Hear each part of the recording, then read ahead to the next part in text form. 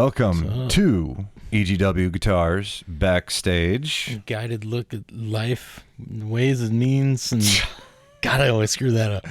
It's the one thing that we can depend on about this show. Yeah. The life experiences, ways and means of the guitarist journey. There it is. My name is Matt. What he said. I'm Brian. This I've is already the show. Screwed something up. It's all about screwing stuff up. Get it out the way early. Get it out the way early. Welcome to episode 32. We have a fun one in store for you today. But first, before we do that, Mr. McFeely's going to come over and put something on Picture. We're going to learn how graham crackers are made or something like that. Do I need to put my house shoes on? Yeah, put your house shoes on, a little zipper. Ding, throw the shoe. What have you been up to, man? Just hanging out. I've been coaching Cool. some Special Olympics basketball. We got a little over a week ago. We got silver medal in sub-regionals, so we get to move on to regionals, which is this weekend. Hell yeah, man. And if we do well enough, we go to state in Wenatchee and at the beginning of March, and see how it goes from there. That's exciting. How do your players feel? They feel accomplished and proud of themselves and everything? They do. They're excited. I don't know. They think I'm a good coach or something. I think you're a good coach. And you don't forget the team names at the beginning of the games, do you?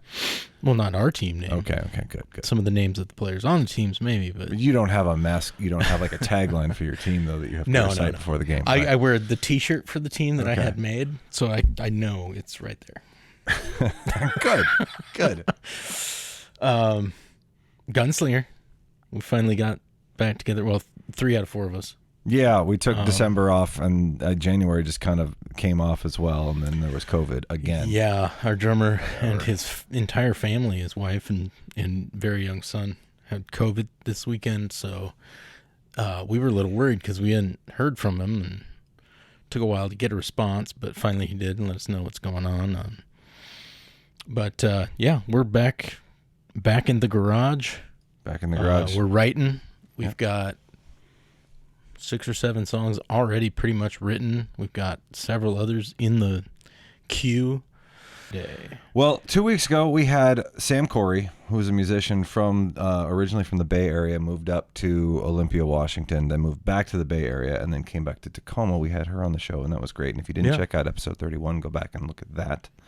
And then I went down to the NAMM show in Anaheim, California. Right. Yeah.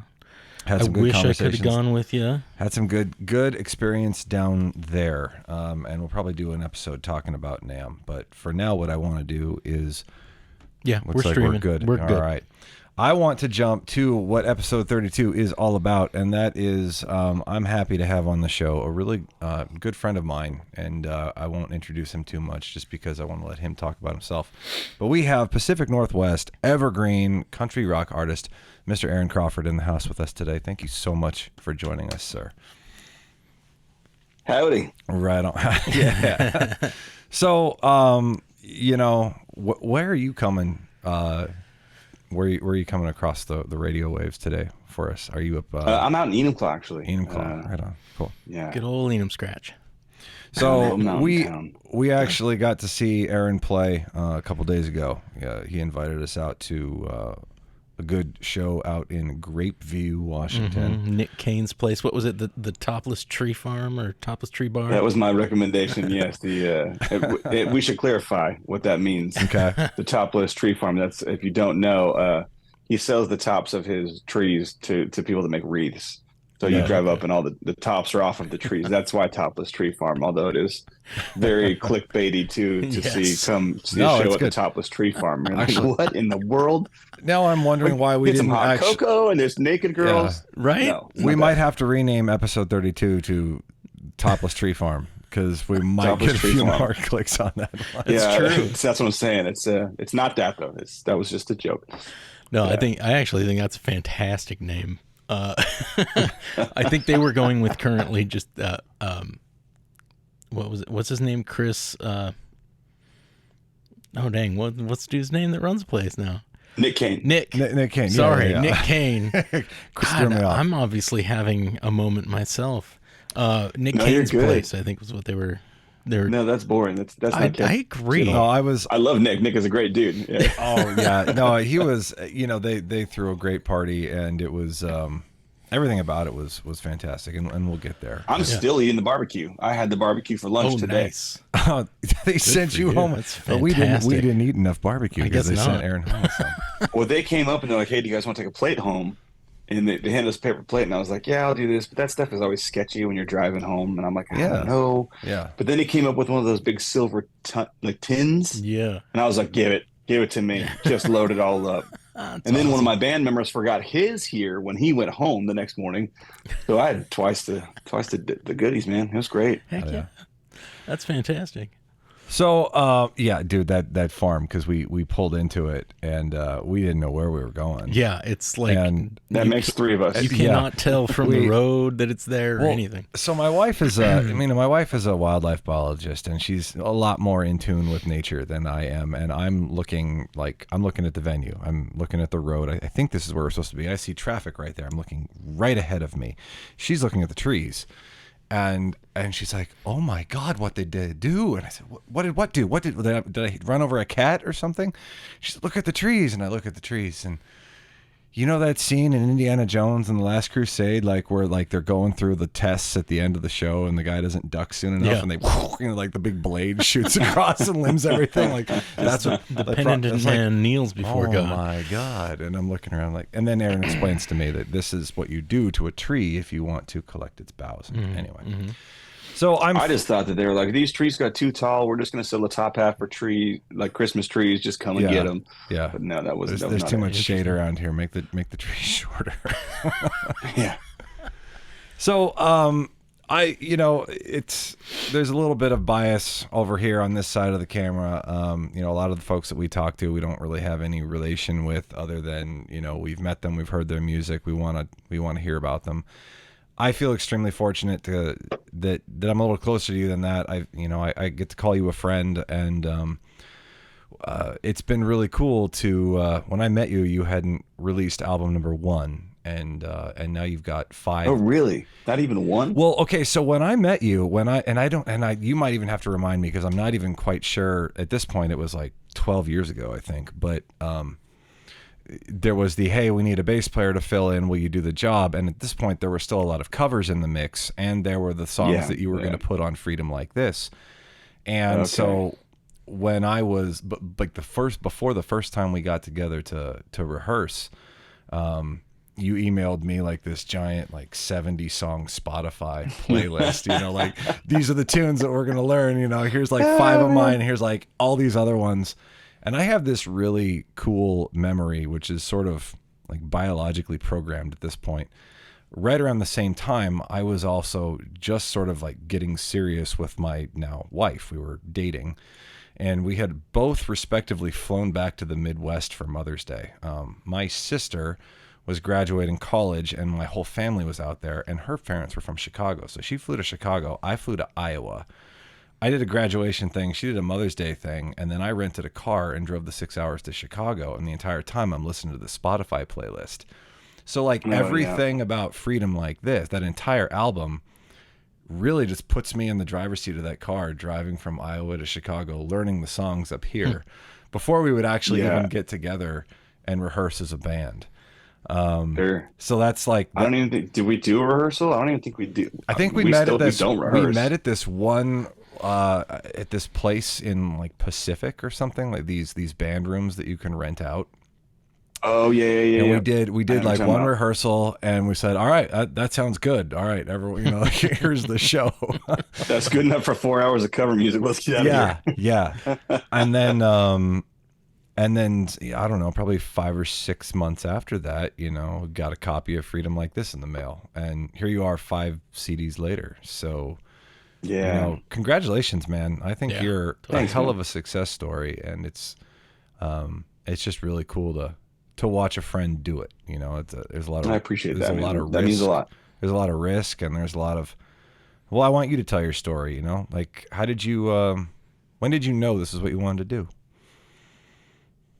Oh man. I mean, I grew up in church. A lot of people, it's not anything unique, but it's very musical. My mom played piano and organ. My dad played At various times played trombone and guitar, and my grandpa before him played guitar and piano, and so it was just kind of a natural progression. It was like, okay, you can do something, and so really it was. I wouldn't say I got into much of like making my own music until junior high. I wanted to play football, Hmm. but I was not. This body was not yet formed. It You was. were not I meant was for like football. I hadn't gone through puberty yet. I was like 5'5" and 125 pounds of jelly. All It right. was no, it was All right. I had a baby voice still. I had nothing, um, and so my mom's like, no. So she even took me to like the school counselor and was like, hey, can you talk some sense into him? So I was like, no, I'm gonna be a pro football player. This is what I'm gonna do. And he's like, I didn't listen to him. Finally, my mom's smart enough. She's like, you know what? You can do it if you enroll in choir at the same time. I was like, cool, I'll do both. Easy enough. Fell in love with choir. And then in the middle of high school, I ended up filling in on drums for our church drummer for a bit. Okay. And so that's kind of where the foray into popular and rock and country music started, because before that's very choral, Hmm. very like Star Spangled Bannery stuff. Okay. Um, but so I would just go in and play and practice, and then I started playing for the worship services, and then we didn't have like a youth pastor for a bit, so they're like, "Well, you can do it," and I'm like, "Well, we didn't have somebody to do the worship songs then," so I was like, "Well, I guess I'll play guitar for that too, and let's just do that." And so in community college, started a band with. Do you remember Skylar? Did Skylar play with us Scott, when you were yeah, there? yeah, because he is from Olympia, right? Doesn't he have like a school down here? Well, Or he he? lives there now. He was from Monroe, but he lives in Olympia. Okay, yeah. By the time I met Skylar, I think he was down here. So I did. He probably was. Yeah. So yeah, we did that, and we started our own band, and then did another band where I just played rhythm guitar and sang, and then I did another band where I played lead guitar and sang, Okay. which was very, very concentrated effort. Hmm. Yeah. And then from there, just did a lot of like church music stuff. And a friend of mine who worked for the Wolf in Seattle, which is the country station Hmm. in Seattle, was like, "Hey, I got a friend of mine. I want you to meet him. I think you guys would be a good duo for like a country group." And I remember thinking like, well, like country isn't really my thing right now. I'm really, kind of more into alternative and rock, but like I used to really like country. So let's just like check in and see what country music sounds like today and see if that's anything I'd even like or be Right. good at. And so I vividly remember I was at my house in Kirkland and I was building this tool shed, and just listening to the radio and being like, man, these are good songs. This Yeah. was like kind of the tail end of 90s country. So it wasn't so much, like trap hats and bro country. Right. So I was like, yeah, let's do this. So we did that. We went to Nashville and recorded 5 songs. And one of which was actually Freedom Like This. Hmm. I recorded that initially as a duo with my partner. So we were Crawford and James. So it was this big Right. dude who I love. Right. And we're still friends to this day. He actually, fast forward a bit, he is the producer for the Evergreen record. Okay. Oh, Cool. But so now let's go back. So we record this EP in Nashville. Freedom Like This is one of them, and then we head out on the road. We're just like, the only way we can do it is basically do what you did with me. Is we're like, we're gonna go out and play 4 hours a night. Yeah. People are gonna love us. Yeah. And Yeah. so we booked these. Man, we had a booking agent, and we booked all these trips, and they would book you for like 6 days at a time, Hmm. 4 hours a night, It's a straight lot. on through, and they give you one day to like tear it down, pack it up, and drive to your next place. It was kind of a circuit from like North Dakota down to New Mexico. Okay. So we did it, man. Like I was poor. I had like $7 a day. I remember eating like McDonald's salads with tomatoes. I hate tomatoes a lot, but I'm savoring these tomatoes. Yeah. I'm like buying tuna and like taking the mayonnaise packets from the Walmart condiment section in their deli because like I couldn't even afford to buy mayonnaise. So just that kind of stuff. So went out and did that we did 100 dates in a summer, of those 4 hours a night. Came back home and he had kind of a family emergency and he had to bow out. And Hmm. so I thought, well, I got 3 options. I can quit. The time I was a server. Hmm. So quit and just keep serving and do something else. I can go move to Nashville and try and do it there. But in the middle of that duo, we had gone to Nashville and we had spoken with managers and people. And it's funny, like all the people with the up here view are like, don't move here. All the people that are like the same people, they're just like, move here, man, move here. Yeah, come on. Yeah. And it's like, well, this is a very local comment, but like wild waves when you go and you feed the fish and they all just crawl over the top of each other to get the food when you throw it in the pool. Yeah. That's kind of how I envisioned Nashville for an artist. And I was like, that's just not me. It's not my style. So I'm not moving to Nashville. I'm not quitting, not moving to Nashville. So I guess it's time to go solo. So I went back to the producer that did the record for Crawford and James, and I was like, I need to do a solo record. And he said, all right, come down here, we'll write some songs. But we should just take Josh's voice off of Freedom Like This, and we'll put a girl's voice on it. And boom, there you go. You got your first solo single. Yeah. So that's how it goes there. And then from there, it was just the mentality of, why can't we do on a scale what they're doing in Nashville or what they're doing in Texas, where they tour around and they build a fan base? And that's what a lot of those managers said. They're like, go home and build a fan base, man.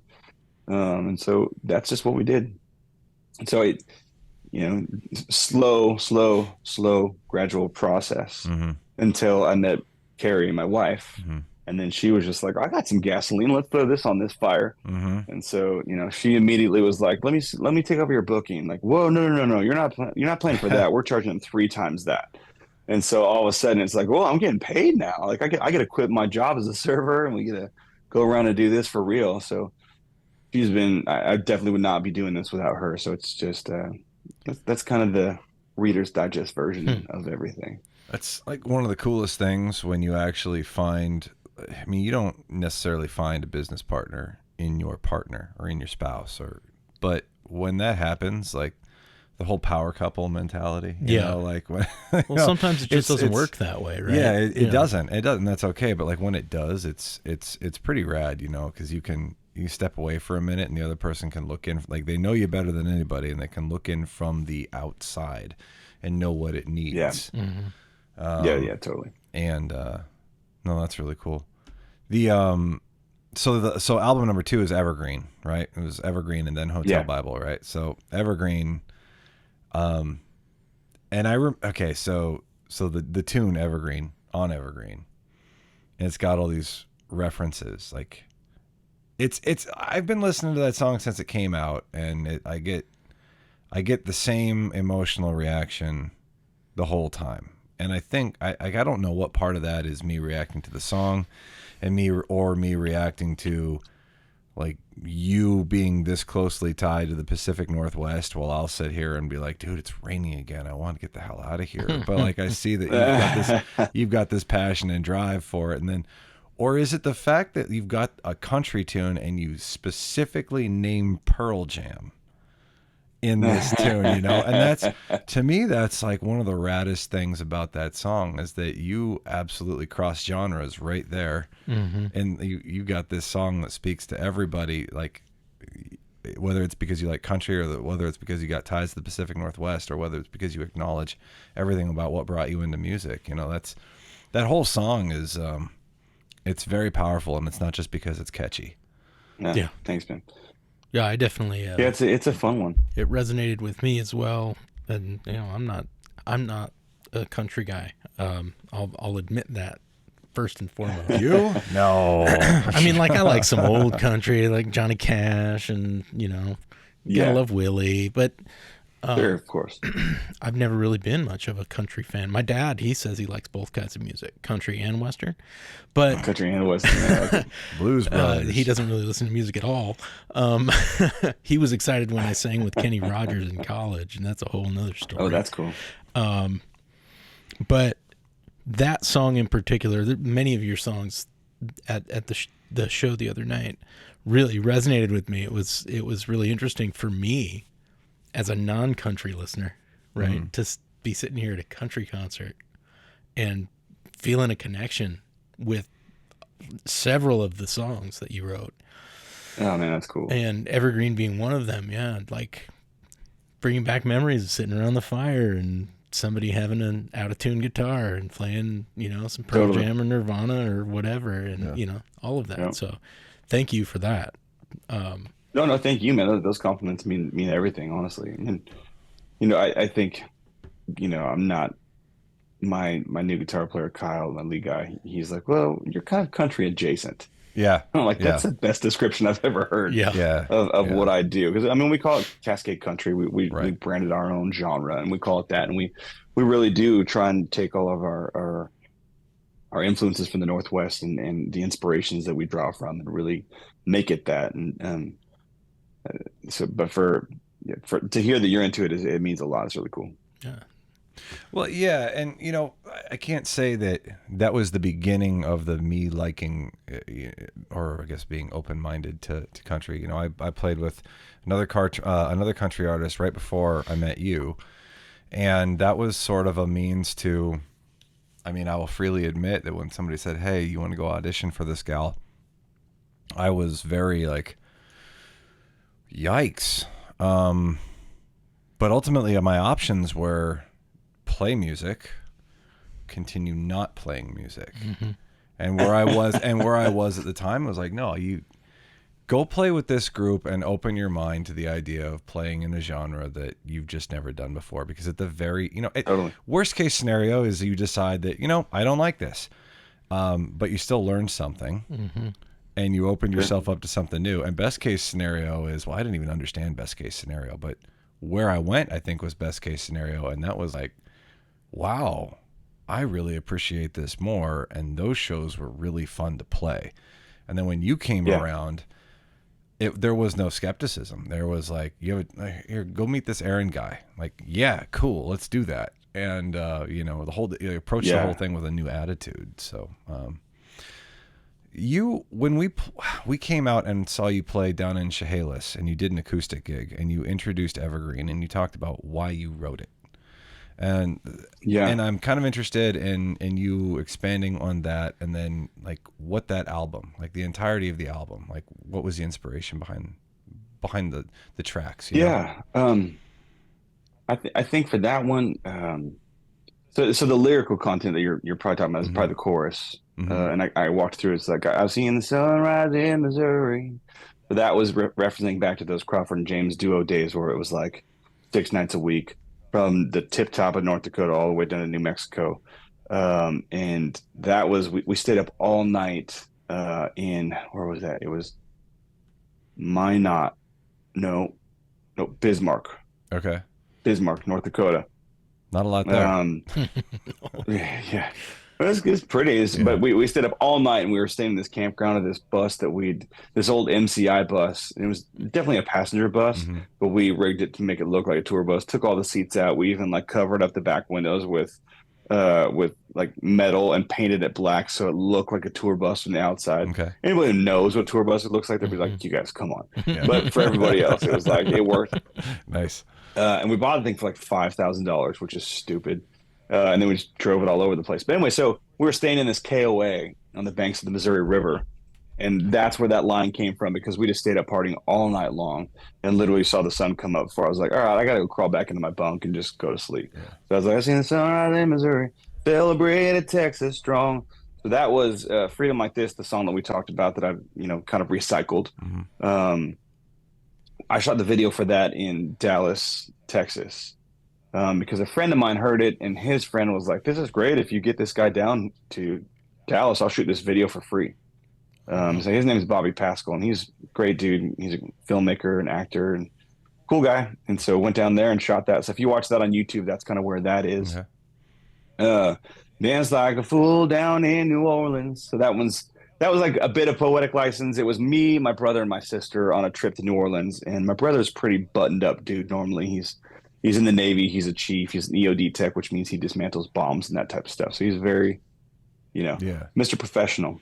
But he just let loose that night and had just enough. And by the end of the night, he was dancing with this old lady in the street in the middle of the French Quarter, which was like, that's about as far away from his personality as you can get. That's fantastic. And I sung that Tennessee song.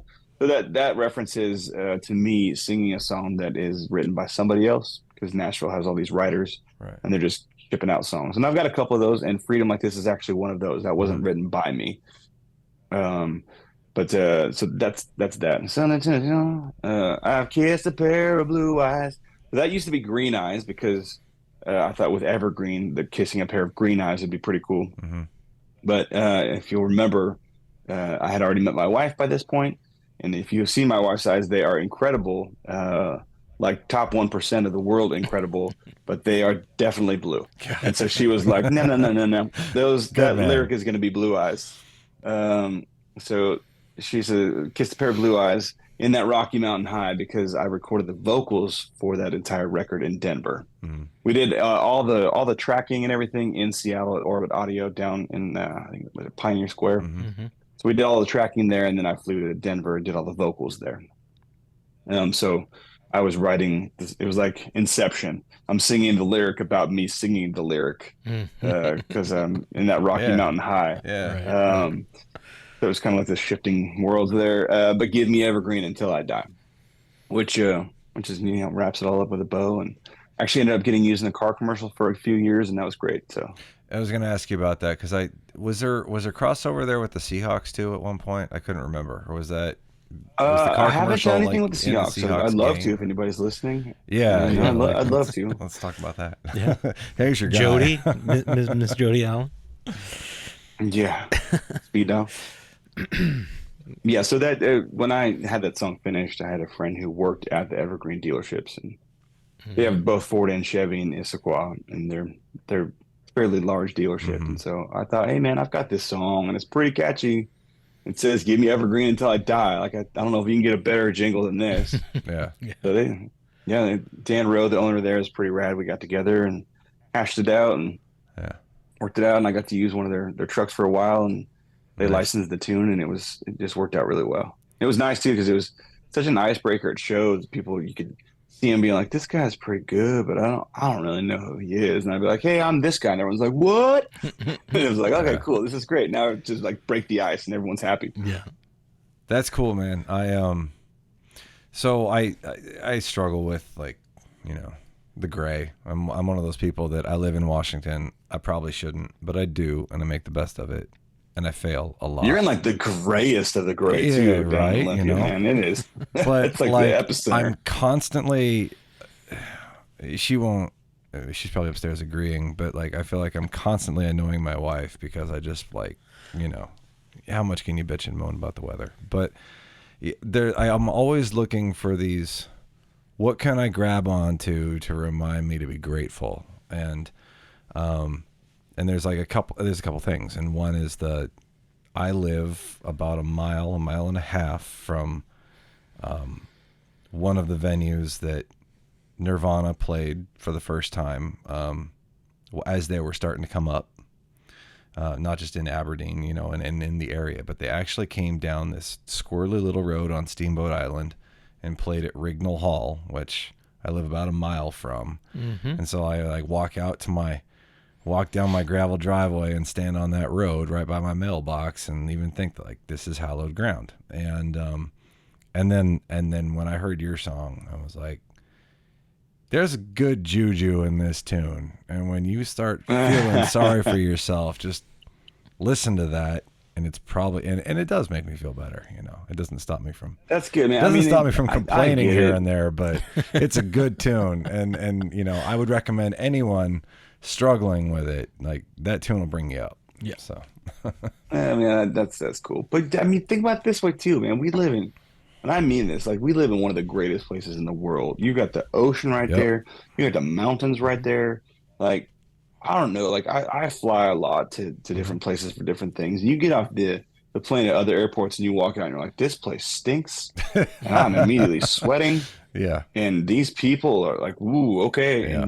And then when I come back into town and the windows open, you're flying in, you look out and you're like, dude, it's just like lakes and ocean everywhere and mountains and like, I don't know. I'm willing to put up with a little rain. I call it the supermodel in sweatpants, man. Like let's get cozy on the couch. And when we go out, when the sun comes out, it's like, you cannot beat this. Yeah. Supermodel in sweatpants. I like that a lot. Yeah, I agree. This is one of those good for the soul episodes. I think so. Yeah. I mean, we're right here. Yeah. In between the ocean, the mountain, and the rainforest. And I mean, you can't get any more beautiful than that. Yeah, it's incredible, man. Like where I live in Enumclaw, there's a reason we live here. Like I am 45 minutes from Crystal Mountain. Mm-hmm. Across the street is a mountain that I hike, probably once a week. Mm-hmm. We can get to Tacoma, which is, salt water. It's not, you could say it's not the ocean because it's the sound or whatever, but we can get to Ruston Point in 35, 40 minutes. And it's like, dude, how can you top that? California is pretty great. I give San Diego is right up there. Good job for you guys. Yeah. But Ocean Beach, it's Olympia, right on the water. Yeah, exactly. It's Olympia, but sunny. Yeah, pretty much. It's just straight transplant. Yeah. So then we come up to the next album, and you said it was Hotel Bible. Hotel Bible, and I the name of the album alone. Like, how did you come up with that? I mean, is it just being on the road, or 100%? It is funny though. People come up and be like, "Oh, I love your album, Holy Bible." I'm like, "Cool, man, thanks." It's not that title, but that's okay. not the name of the album, but yeah. No, it is all the travel that I do. You're in hotels all the time, and it's not as much anymore. And luckily, the hotels have gotten a little nicer. But it seems like the jankier they are, the more Bibles there are in that nightstand. People got to atone for their sins. For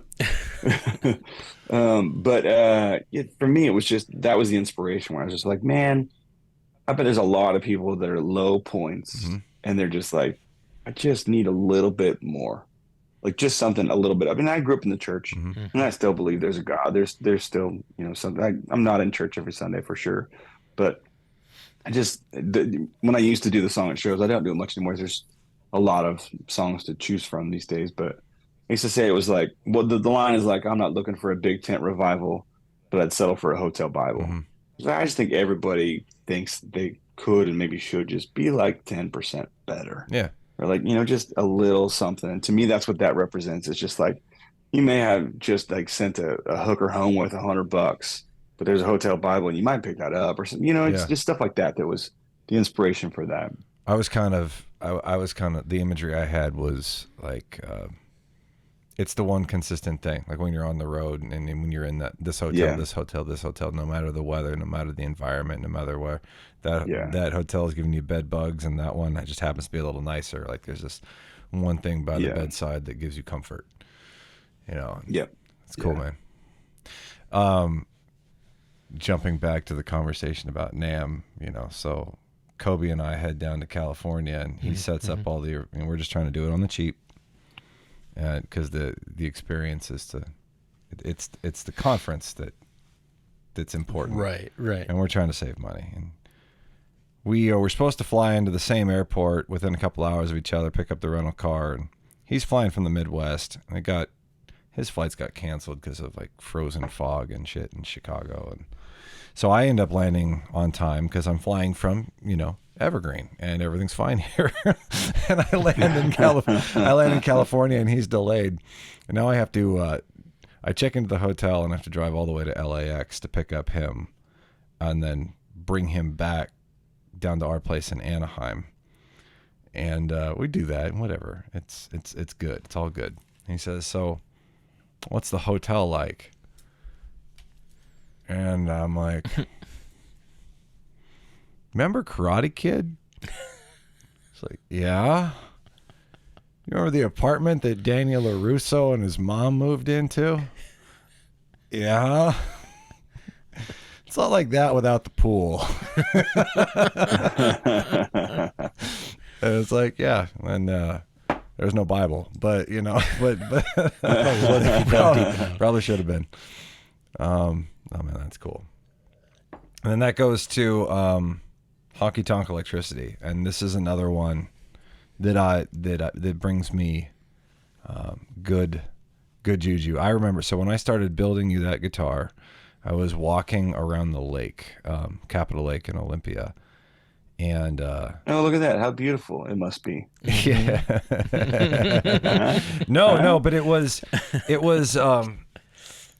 was cool because I had really I'd listened to Freedom Like This. I mean, I was very familiar with that one, and I was good with Evergreen, a little bit of Hotel Bible, but I had been kind of busy. Like, I don't know. I hadn't listened to Honky Tonk Electricity that much, and you were just about ready to put out 5. And the weirdest, I don't know, I thought it was really cool, and I go looking for meaning more than I probably should, but I was walking around the lake, and they're all good songs, but I started listening to Calloused Hands, and this was probably 8 months after I quit my government job and started my guitar business and decided to bet 100% on, the fact that I could do this, that I could build what I want and make it work. And I was also like very, very close to giving up, because it was it's just like, is it worth it? And I'm walking around and like, I'm not gonna, try to sing the song or nothing, but like, go listen to Calloused Hands, because that one will give you the level of encouragement, like, shit sucks. That's awesome. And you're not going to get to the other side of that without the work. So no, for sure. And it was easy. Everybody would do it. Yeah. Right. And I was texting, I was like walking, and I'm like working on your guitar at the shop, but I was taking a break to walk around the lake, and I'm listening to this music because I truly believe in this feedback loop. Like when I was working on your guitar, I was only listening to your music because I believe that as I listen to what inspires you, it inspires me to create something that is going to go back into your hands to complete the feedback loop. And and I'm listening to this, and I'm just like, what the? And I text you, and you're like, oh, I'm just about done mastering. Here's Dropbox files to 5. I'm like, Aaron just sent me unreleased copies of the new album to listen to. Like, what the hell is happening here? And but that was, I don't know, man. That's like an experience that I just am still crazy fortunate to have had. So thanks for that. Dude, thank you. I mean, I have a beautiful guitar. It's all right. Talk about that. It is It's a all beautiful right. guitar. Sounds good too. You played the hell out of that the thing's other night, amazing. man. Yeah, So yeah. thanks for that. Yeah, well, it's like I told you guys. I tell the guitars, I do not promise an easy life, but I promise a good one. That's a good answer right there. I think I've probably told that to my kids too. It's right. That's right up there with I may not be here for a long time, but I'm here for a good time. Right. Mm-hmm. Right, totally. Yeah. You look like you had something you wanted to say. Or did I misread the room No, here? I think you misread that a little bit, but that's I okay. misread things. There's nothing wrong with that. I mean, I think you make a good point, though. It's good to have gratitude, right? This is one of those things that gets you out of that gray. Having the gratitude, I mean, really, this whole episode's kind of been about that. You grabbing gratitude for the home state and having a home, your home here, and your wife, and the support that she's given you, and the gratitude for friendship and being able to share in each other's art. And I just, I'm taking it in. I'm enjoying the hell out of this. So Love it. So the 5th album is named 5, and Yeah, pretty creative, huh? well, no, I think it is actually, because I think it says, I could be misreading, but like you've got 4 album names that have a story, and 5 to me sounds like a celebration. It's like to me, I hear, holy crap, I did 5, and is that what it is? And like, and where do you want? Where are you going from here? And what's next? I mean, this is. Well, that's halftime. 5 is halftime. Yeah. So like when I started at that pivotal moment when I said I can quit, I can move to Nashville, or I can like just get it going here and do it. Yeah. I told myself, okay, then the goal is 10 albums. Let's get to 10 albums. And now albums are out, they're whatever they are anymore. I don't know. Like I don't know that albums will be albums by the time I get to try and do number 10 or whatever. Right. But for me, it was a celebration of an achievement. There's not a lot of people that can say that they had, and this is not egotistical, maybe a bit. I think you should celebrate, man. not a lot of people that can say, without a record label, without a full industry manager. My wife is a great manager and booking agent, but like without like whoever manages big people, like all on their own, I did 5 records, and I'm full time. My wife is full time, and we own a home. Mm-hmm. Like our bills are paid. We're not like crazy rich, but we're comfortable. Mm-hmm. And so for me, even when I did the photos for the album cover and all the associated photography, it's a friend of mine, Riley Full. She's a great photographer. Um, she's like, all right, what do you want to do with these? And I was like, I want attitude. I want swag. I want you to put me somewhere where it looks like I am sitting on a throne because I just kicked ass. Mm-hmm. And she's like, sweet, I love it. Let's go. Like, go over there. And so, like, a lot of the photos, you'll see me looking like I'm the shit, which is hard for me to do. But in that moment, that's what I wanted to come across was just like, I have put in hours and hours and miles and all of my own money. This didn't start with dad's money or whatever. So we are literally pulling ourselves up by our bootstraps. It's not, and so you see a lot of people like, I did it all myself. And then you hear the story of like, well, dad gave me $100,000 loan. I'm like, that's not yourself. Yeah. Like, It was no, a small loan. Yeah. It's just $1 million. Yeah. Yeah. We just decided we would treat it like a business. And that's what we've done the whole time. We've never, some people who are even very close to me and very instrumental in my career have been like, at a certain point, man, you got to take a big swing. I'm like, well, what does that look like? And they're like, put a bunch of money behind a tour. And I was like, no. Like, I know what tours do. I see big artists struggling to make money on tours. Like, Yeah. I'm not trying. Like, man, like we started off and it was like Subway was one of my big like things that I was going to follow their business model. Because Subway, when they first started off, you may not know this, but they had their original store, and then when they started branching out, they wouldn't add a store further away than their next truck could deliver from the previous store in like a couple hours. Mm-hmm. So basically, they were building a spider web, and they would not go any further. They wouldn't go, "Hey, we're Seattle. Well, let's put one in Chicago." Well, then you're just shooting yourself in the foot. For me, it was the same thing. I was like, "Man, I don't have a tour bus." Like we talked about earlier, I'm driving my own van. Like I'm doing those things. So I'm not gonna. I put a pin in Seattle, and I tied a string to a pencil on a big map, and I put it at Sacramento, and then I just drew a radius, which ends up being a quarter radius because you have the ocean and Canada on either side. Yeah. So it's not a huge radius. But I was like, okay, anything in there, that's a 12-hour drive. Mm-hmm. I can get my guys back on Sunday night, haggard to their beds, so they can get up in the morning and go to work if they have a regular job. Mm-hmm. Yeah. And then I'm going to go back to work with the machine during the week and pick them up again on Friday and go do. So, yeah, it was really just trying to. So all that to say, when we got to 5, and it was like, man, we're not showing signs of slowing down. We're still going. It's 5 records, and when I asked my father-in-law to marry his daughter, and he was like, all right, what's this music deal? And he loves it. He loved it then. He loves it now. Mm-hmm. He comes on the road with me, and he texts from me, and he's like, all right, what's your plan with music? What are you gonna do? And I said, I'm gonna give it 5 years, and if it's not doing the thing, I'll scale back and I'll get a real job. And he's been behind me the whole time, cheerleading, like, let's go. And to this day, even sometimes I get down about it. Everyone gets down about their job. I'm like, I don't know, man. I don't know about this. And he's like, no, you're doing great. Or I'll be building something because he was a construction guy, like high end, can do anything. And I'll be like, man, I don't know, even like building stuff for my studio now. I'm like, I'm not real good at it. And he's like, I can't write a song, but you'll figure it out. Yeah. So just a lot of good people around and like a lot of good things. So yes, it was a big time celebration of just like, boom, here we did it. Oh yeah, man. Nice. That's very cool.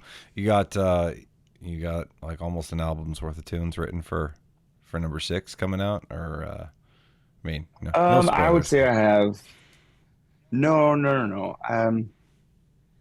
The way I did the last record, I ended up recording kind of in sections and then putting those together to make a record. I don't know how I'm gonna do this record, to be honest. I mean, obviously recording costs are high. And that's part of the reason I'm building this studio is to allow me to be able to crank out a lot more material and to be more creative and have a space.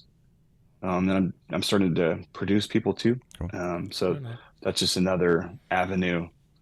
So I don't know. I don't have a release date. I mean, 5 was just last year, which these days is a long time. Right. Used to be like 2 years, right?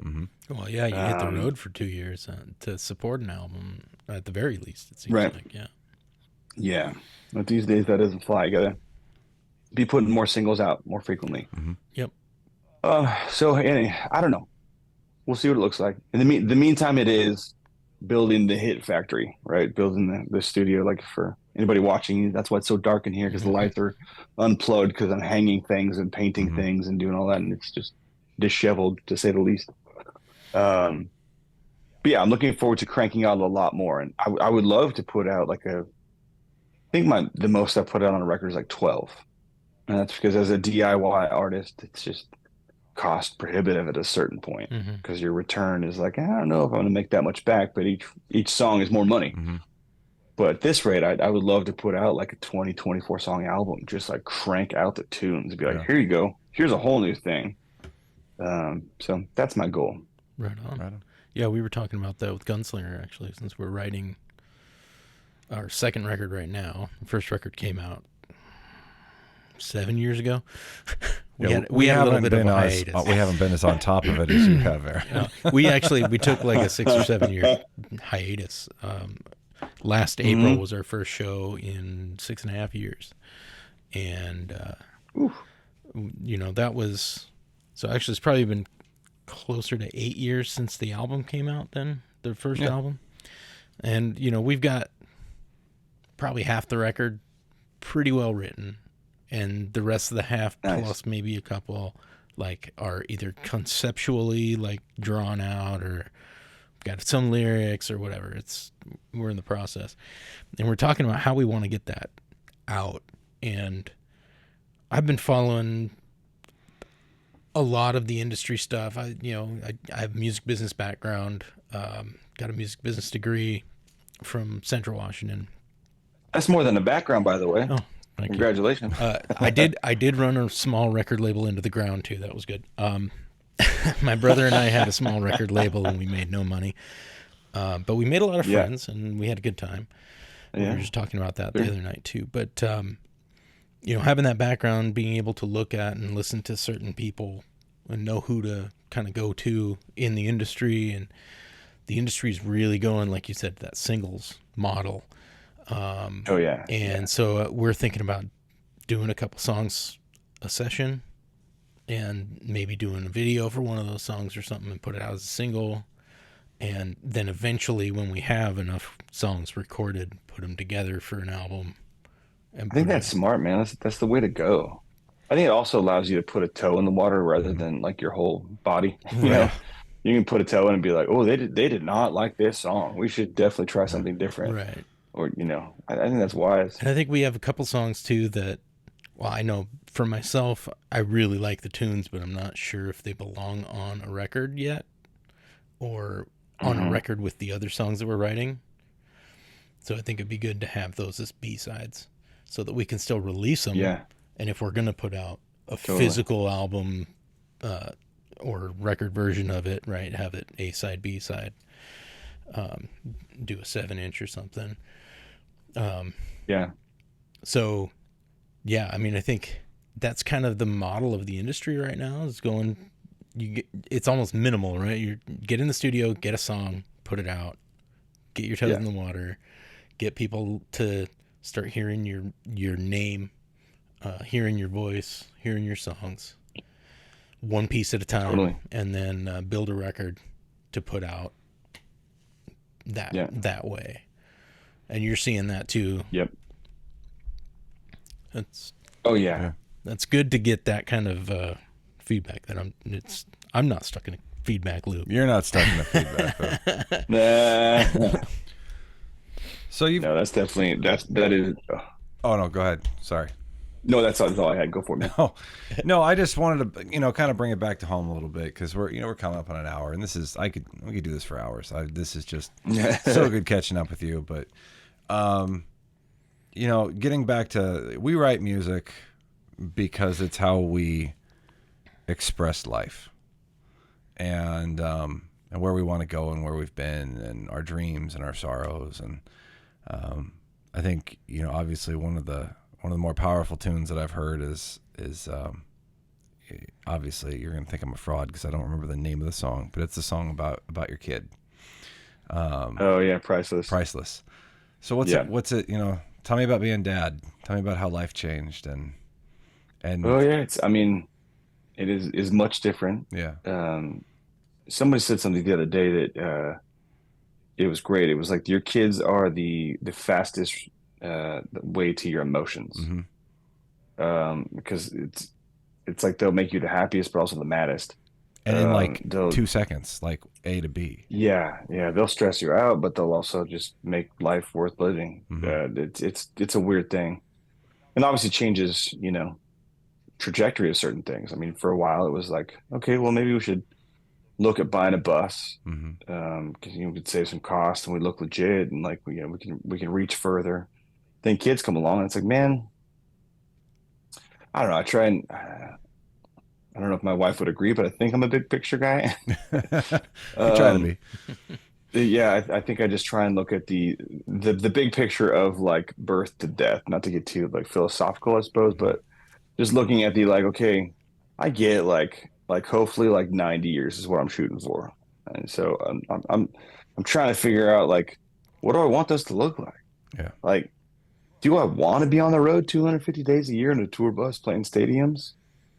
I mean, that'd be rad, but like what does that look like for my kids Hmm. and my relationship with my kids and my wife and like at the end of my life, am I gonna look back and be like, man, that was so cool playing in like Soldier Field, or like, yeah, but I missed my son's birthday and Right. everything that he was doing. It's like, well, that's not a life. And so Hmm. we very intentionally, like, I wouldn't say capped our our progress because who knows, but we've kind of built an exoskeleton, and I guess is a good idea of saying, hey, look, we want to create a family and have a family life. And there are times it's rough where it's like, all right, so what day is today? Today's Tuesday. Yeah. So like I've got a show Thursday, Friday, Saturday. And Yeah. so I'll leave Thursday, come back Friday late, and then Saturday be around, then leave Saturday night, do a show, and then back Saturday night late. So you miss like some of the weekend type stuff with the family. But then we've been very careful to be like, okay, but on Monday, Tuesday, Wednesday, Thursday, Friday of next week, like I wake up a little bit later than the kids. My wife is great. She wakes up with them. But then I get up and I have breakfast with them and Hmm. we talk and we chat and I put them on the bus and I hang out with my little girl today. She was running errands with me, going to the hardware store and Yeah. doing all this stuff Nice. during the Yeah. middle of the day. And, I used to worry about that, but I talked to a lot of other dads and they're like, I see my kid for like 30 minutes before they go to sleep after I get home from work. Hmm. Hmm. I'm like, oh, wow, that's different. Hmm. Yeah. So we're just very intentional about like how far we want to reach and how much we want to do because the kids are so important to what we're doing. And I heard what was that guy's name? Uh, there's an artist. He's like a alt Americana artist. Steve Earle, I think. Okay. I want to say that's right. So his son was coming up and he's putting out a record, and they were like, "Hey, so what was it like growing up with your dad?" And he's like, "I don't know. I was going to ask you fans the same thing." Yeah. And I was like, "Oh my Yeah. goodness, that will never be me." I was like, "I will never have that be me." Yeah. So maybe the Lucas Nelson, Willie Nelson route, where I'm like, "All right, kid, get on the bus, let's go." Yeah. Yeah. I was gonna say, yeah, take them with you. Uh, No, yeah, I was gonna I don't know. I guess I'm hoping that so like you play the it's not called the Puyallup Fair anymore, the Washington State Fair, and you open for Lynyrd Skynyrd, which it's yeah. not the same Lynyrd Skynyrd, but it's still freaking Lynyrd Skynyrd. It's Lynyrd Skynyrd, It's man. Lynyrd Skynyrd, and Yeah, and you live here in Enumclaw, or at the time you may have been in Quincy, but like did you have that moment where man, I hope this isn't a big like lead up to a letdown. Like maybe they were at home, but like were you on stage with your family, like sitting there at the curtain, getting to see you jam, or that'll be in the works sometime if it hasn't. Like this, it's got to be an amazing feeling, and with your family there. yeah. Carrie was there for Cool. sure. I call her First Lady Crawford, Yeah. so FLC was Yeah. there, and she was terrified. Yeah. Like I could tell something was wrong with her. I was like, "What's wrong with you?" Hmm. And she's like, "I'm terrified for you." I'm like, "Terrified? This is where I This is your belong. place, man. This is Like, your element. This is what this is you're born 8,000 for. people, and I'm ready to tell them that Yeah. I know how to sing, and these are my songs, and they're gonna love it." She's like, Yeah. "I'm so scared." And but yeah, the kids were at home, but yeah, they do, man. Yeah. And Bowman comes out, and Bowman's my son, and they'll be out, and he'll help me set up and tear down, and he's 5, and he can almost do the whole thing by himself. Besides, Nice. lift the Cool. speaker up on the pull for like these acoustic gigs. But man, he loves being around the band guys and being, being around that. He's more of a behind the scenes guy, whereas Campbell's more like give me the microphone. Um, but yeah, it's just cool for them to kind of grow up seeing it. And like he had a share fair thing. He's in kindergarten. So they bring home this big sheet and it's like all these facts about yourself. And one of them's like, I want to be a blank when I grow up. And I was like, this ought to be interesting. Yeah. I was like, all right, let's see what this kid says. And he's like, how do I write a singer superstar, Dad? And I was like, sweet. Nice. Love it. Nice. Oh yeah. Yeah. So, but yeah, man, they're the big reason and the focus of everything that we really do. So Good job, man. Yeah. Oh, I'm proud of you. It's fantastic. You do good shit. God, I wish I had some of that time back too. Like my kid's going to be 21 next month. My stepson.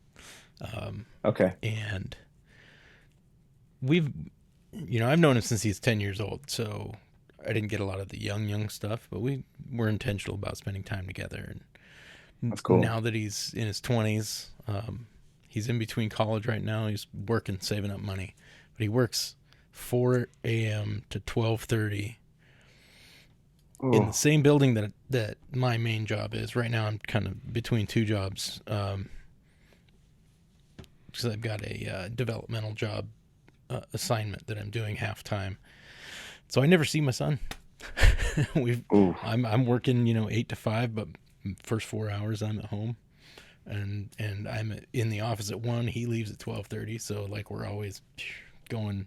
He's in bed before I get home. Man. Yeah. So I never see my kid anymore, and he gets like 20 minutes with his mom. Yeah. It's sometimes you got to do that stuff. You got to there's like you said, there's transitional times. Yeah. And there's I did a 2-week run out in Montana, and it was like I didn't see my kid, but like you get through them, and just yeah. It's just you miss it. You get to a certain point. Yeah, for sure. You have dinner every night together, and you make sure to have that time to connect with your kid. Yeah.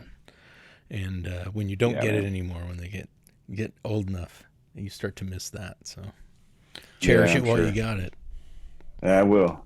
So I want to be able to let you go here soon, not because we're not having a blast, but because it's been an hour and we want to be respectful of your time. But a couple lightning round questions that I want to throw at you. Do it. Let's do it. Because this is fun. I want to know what is your favorite venue that you've played, whether it's Nashville, whether it's Washington, whether it's somewhere on the road, favorite venue. If it has to be 2, then 2. And if there is a venue that no one knows about that they need to know about because it's just a hidden gem and you went there and you said, holy hell, this is amazing. Okay. Where's that? And tell me about it. Okay. So the venue, I will say the State Fair with Skynyrd, not a venue, but that was the tip top of the show. So we'll say that, but we'll move it off. Okay. And then I'll give you the 2 venues. Tractor Tavern is one of my favorite places to play a show. Okay. It's just 400 cap room. It just, the energy in there is insane. Okay. You're looking people in the eye while that room is just like sweating. So that's cool. But then also I've gotten to play the Showbox Market a couple times opening for people. Yeah. And that place is just, if you lived in this area, you have watched your idols play that stage. Yep. And so it's just like, I have seen so many of my favorite artists across every genre in the Showbox Market. Yeah. And for me to be hanging in the green room, I'm just like, yeah, they were here. Yeah. They were here. Yeah. They're going to make this walk down the stairs and cross over the bathroom and go over here. Yep. And so, those ones. The hidden venue, I won't say in Seattle because I don't know that there are. Most people know them. But if you go to Nashville, and like everyone goes to Broadway, but they go to like the artist bars and all that stuff, go to Robert's Western World. Okay. So it is like the best legit old school country music pickers, like Willie Nelson style guys that are there. And you go in, you sit down at the bar, and you order a $6 recession special, and it is a PBR, a fried bologna sandwich with chips and a moon pie. Nice. For $6. And you can go up and request, like I always go in and request Blue Eyes Crying in the Rain by Willie Nelson, put $20 in the tip jar, and they're so grateful that you pick a good song and just nail it. And that place I can go, every time I go to Nashville, I try to go to that place just because. Okay. And my friends are like, again? I'm like, you don't get it, man. Like this place is amazing. All But right. yeah, that's what I would say. Right on. I love it. I still have yet to even go to Nashville, but we're gonna. Yeah. You know what? This year, let's just do it. I'm gonna say it. Nashville is definitely 2024. one of those places if you're into music at all, regardless of genre that you're into, it's like Yeah. you've got to go to Nashville. Yeah. So much has happened there. It's pretty charming. Mm-hmm. Yeah. We've almost moved there a couple times, but never did. And it is kind of a second home now for like writing and recording, and I've got friends that live there, and it's fun. But yeah, give me Evergreen until I die.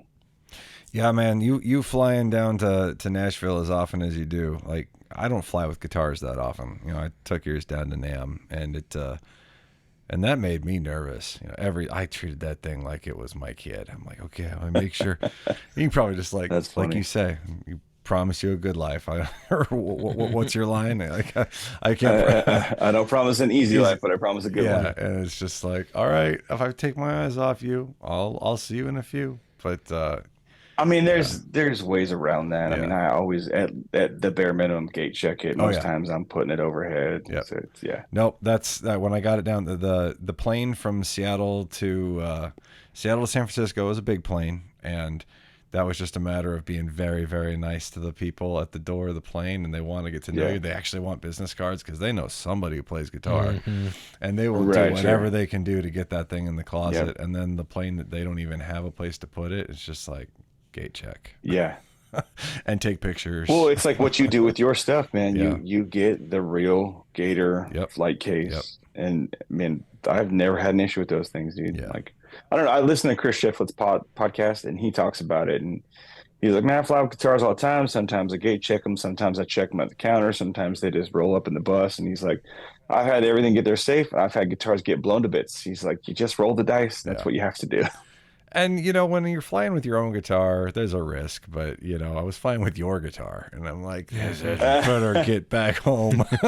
Dude, your Frankenstein. You could build me a new monster. I'm not worried about it at all. Yeah, I know. But, like, if I'm going to build you a new monster, I'd rather be building you a second guitar, not a replacement first guitar. That's true. Yeah, I get that. I get that. But, No, I had another buddy, Mark Stockwell, who lives here in Enumclaw too, and he worked for a company called Landing Guitars for a little bit, and I think they just folded, I think, this last year. Oh.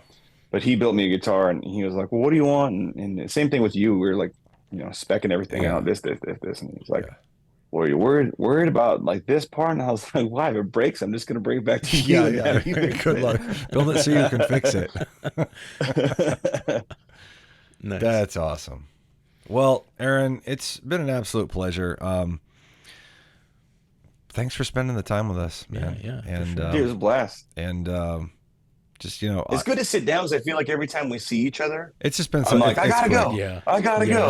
I gotta get this place. No, and there's like so much stuff that I would love to talk about that just, you know, no one other than us cares about it. You know, like when we met up in July to give you the guitar, I just thought I was freaking tickled by the fact that no one talked about what kind of beer they wanted, but me and Brian and you and the three guys that you were traveling with all walked into Tipsy Whale and ordered the exact same beer without even talking about it. And we all come out to the table. And we're all, Yep. What'd you get? Did y'all come out with the red ale? I'm like, yeah, We should have got a yeah. picture.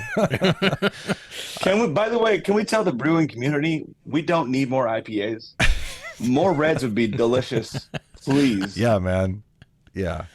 Or if it is going to be more IPAs, they better be good ones. Yeah. Yeah, no Got kidding. enough crappy And ones. just dump a bucket of hops in there and call it an IPA. Yeah. Well, my friend, thank you so much. I will be in touch with making sure you know where this is at, and obviously you know where Yeah, I'm please. at and how to get a hold of me. But For sure. if you ever need anything, you know where to call. And thank you so much for just being a hell of an inspirational force, rocking out, man. Oh man, thanks. That means a lot. And All right. thanks for what you're doing, and thanks for those the setups on those two guitars. They're rocking. Love them, man. All right. it's great. We look And forward. the setup on the Evergreen too. I mean, Oh yeah. it's incredible. Wow. We do look forward to having you back on the show again too. Maybe one day Love we'll have you guys jam over there on the other side, and we'll actually mic you and do a little like. Oh, nice. micro Cool. That'd be jam, fun. So, Yeah, yeah. But Yeah. all right. Well, we will go ahead. You can go ahead and sign off, and we're going to keep on talking. But have a good night. Say thank you to your wife and your children, and just have a great evening. Oh yeah, man, for sure. All right, man. Take care. Thanks a lot, guys. See you Later. All right. See ya. That was fun. That was a lot of fun. He's a good dude. He's a very good guy. When I was building him the guitar, which we didn't even really talk about, but in the end, but that's cool because it's not about the guitar. But No, not at all. it's just like Doesn't have to be at least. So you're building a guitar for a buddy? I'm like, well, I don't know, kinda.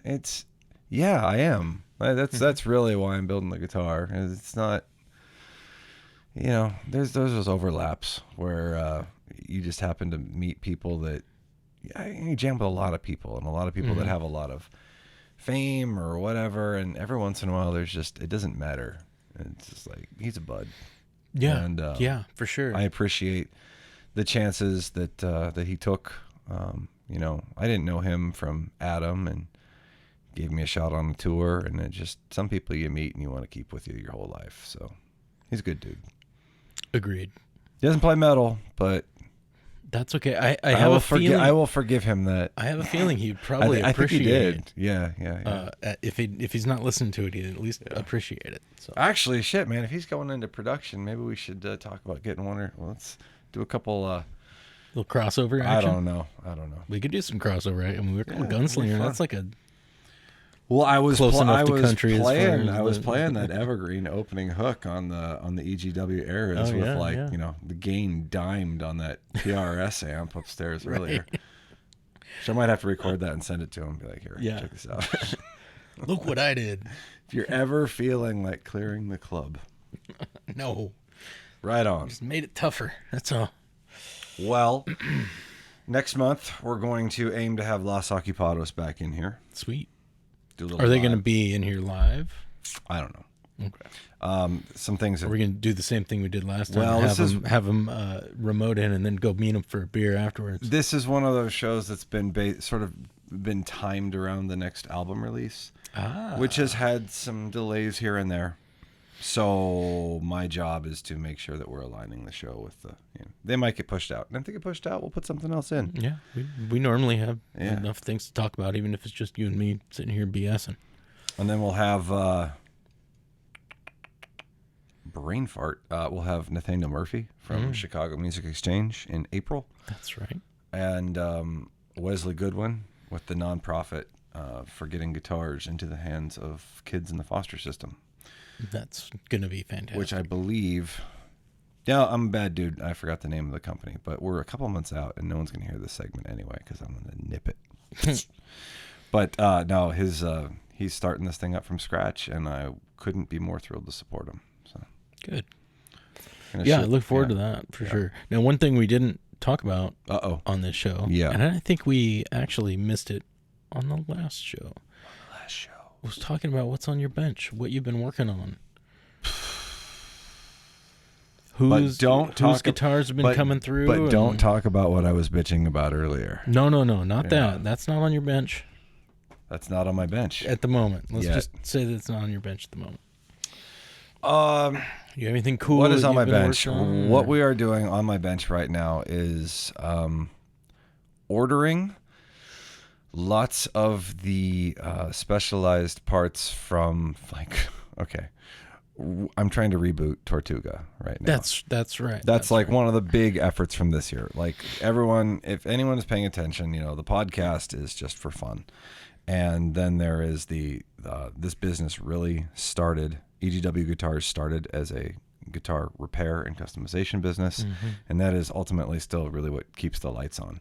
As I am building the brand of the custom guitars and the effects pedals, there are 3 custom builds already ordered, Sweet. and then I am full of repairs, which is wild. And honestly, like last year is when I sort of learned it, and then I hypothesized or projected that it would be the same in 2024. And what I'm saying is that when Christmas gets slow because everyone's spending their money on like little things or other big things, January and February, everyone comes out and says, I need this to be fixed. So like right now I am in like repair. And then there's some builds that are already scheduled out.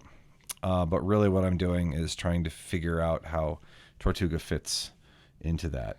And a lot of that, Right. because the 3 pedals, of the 3 pedals that we're restarting Tortuga with, 2 of them use germanium transistors.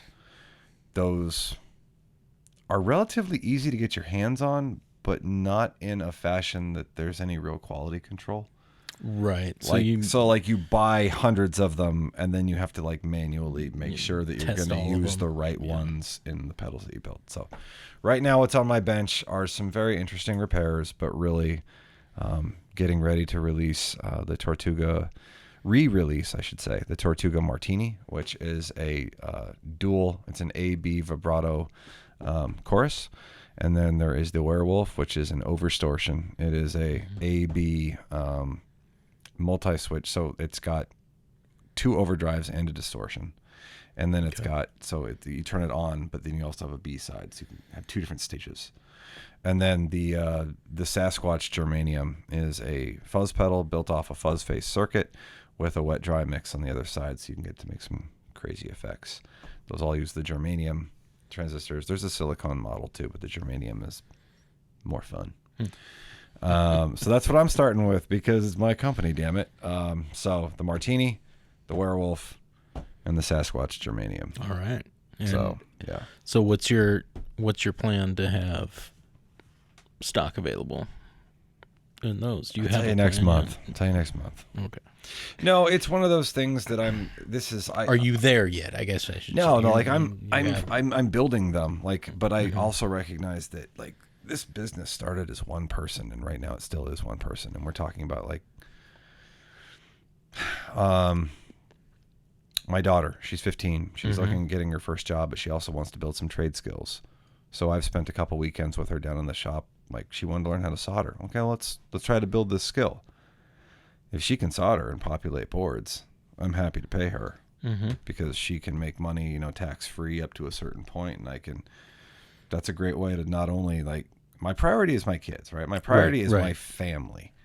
If I'm not I'm building this business, but like the point of doing this is to like be a better person, to be a better musician, to work with musicians, and to show my kids that they can expect, that they should strive for more than just doing what they think that they're supposed to do, right? Right. So like if I can help my oldest daughter build a skill set while I'm also relaunching an effects pedal company, I mean, that's a win, right? Heck yeah. So before I decide that I'm going to build all these myself, and before I decide to possibly hire like a pedal assembly company to build these, I'm looking at like, how do I keep this close and how do I make it a family business? The one thing I can promise is I'm not changing the recipe. I will have final QC on everything, whether or not they're building them or she's building them, but I'm not sending them to China to be built. And I'm not changing the Tortuga circuit that everyone has come to expect. Right. This isn't one of those like takeovers where someone says, "Oh, that's a cool product. I'm going to put my name on it and make it easier." No. Right. They sound good because Matt Johnson, the original designer of the pedal, did a kick-ass job. And when I bought the company from him, I promised him that like I was going to do my best to honor his legacy. And that's if I'm not doing that, then I like what am I doing? The only real differences are going to be in the new pedals that you put out. I might change some artwork.